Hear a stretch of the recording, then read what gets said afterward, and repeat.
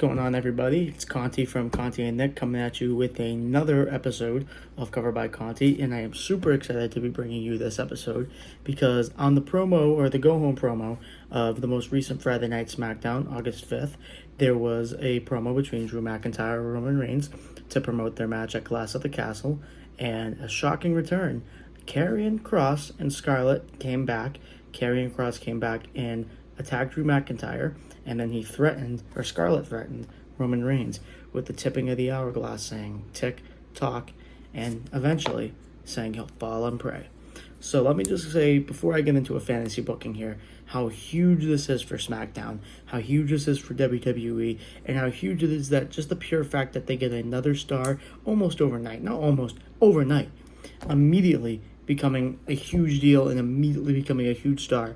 Top level talent is exactly what this company needed, and they needed more challengers for Roman Reigns, and that's exactly what Triple H has done overnight, who's done an amazing job over the past couple of weeks, getting the women's division back on track, and now getting the world title scene back on track. And I am super stoked to see what's going to happen, but this is fun. This is a video I'm making, so let me get into some fantasy booking, all right?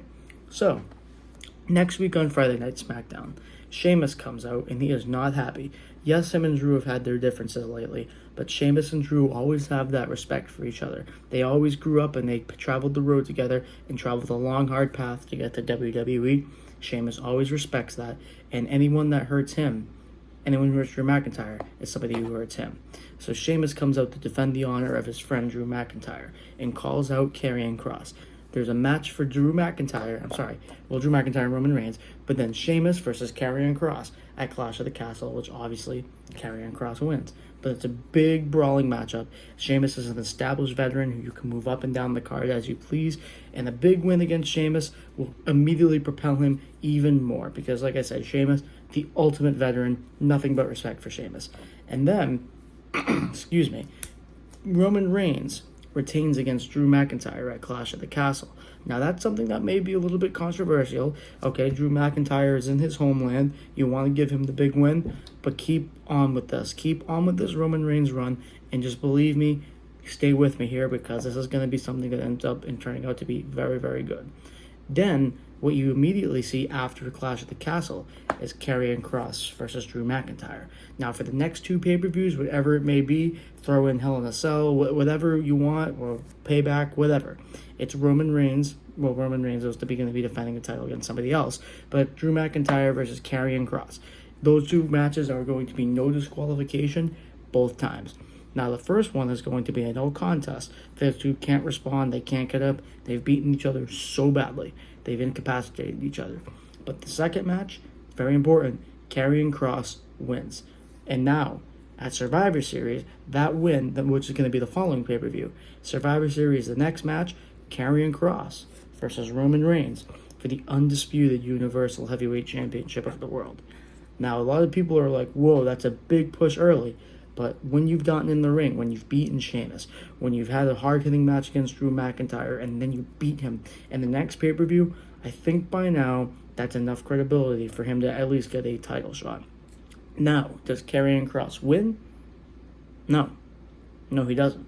Karrion Kross does not win against Roman Reigns, and Reigns retains, but due to the interference of Drew McIntyre, during the match it happens, it's another no disqualification match. Drew McIntyre comes out and he attacks Karrion Kross and he injures him badly. He takes him out big time and he makes sure that he does not return for the foreseeable future. So what happens after that? Then you have Drew McIntyre versus Roman Reigns again at Tables, Ladders, and Chairs, the last pay-per-view of the year. Drew McIntyre dethrones Roman Reigns and takes away the 700-plus day streak of the world title run of Roman Reigns.